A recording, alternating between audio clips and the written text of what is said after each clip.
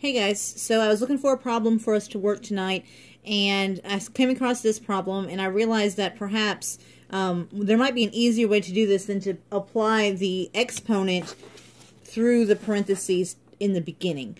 Let's do that in the end of the problem after we have simplified what's in the parentheses. Excuse my handwriting, I'm kind of working on a crazy setup here, but you should be able to read everything okay.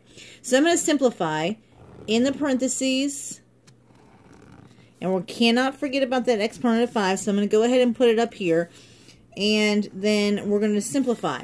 So 2 over 4 is the same as 1/2, and then d to the third over d to the 12th, that's a quotient rule, so we subtract the exponents, and that's going to leave us with d, so it's d, let me write this down, d to the 3 minus 12.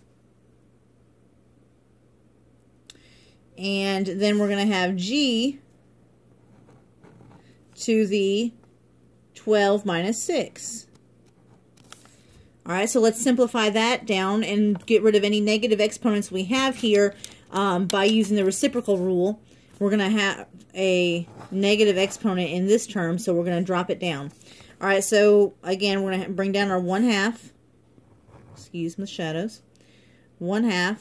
And again, because d to the third minus d to the 12th, I just said that wrong, d to the third divided by d to the 12th, we're going to subtract these exponents. We're actually going to end up with d to the negative 9.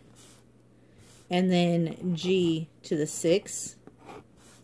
And I think you're probably with me so far, where all those numbers came from. And then we're going to come down one more step. Let me slide up here just a little bit. And we're going to say 1/2. We're going to go ahead and extend this out. D to the 9th is not happy. It's got a negative exponent, so we're going to drop it down to the denominator. Keep the exponent the same, just use the opposite. And then g to the 6th was fine where it was at. So we have 1 g to the 6th over 2 d to the 9th. And then we're going to raise that to the 5th power. So 1 to the 5th power, well, that's just 1.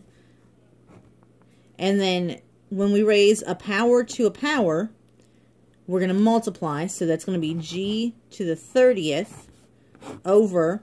Now we're going to have to do 2 to the 5th power. And 2 to the 5th power is 2 times 2, which is 4, times 2 is 8, times 2 is 16, times 2 is 32. And then we're going to multiply 9 times 5 to get our exponent of d to the 45th power. Now that seems kind of crazy and those exponents are large, but that is the final answer here. And if I go about working it out the long way, I'm sure that I would come up with the same answer. So I hope you see that this is a little bit easier method by taking and simplifying the parentheses down first and then applying the exponent power on the outside. Maybe that'll help our process just a little bit. Thanks. Bye.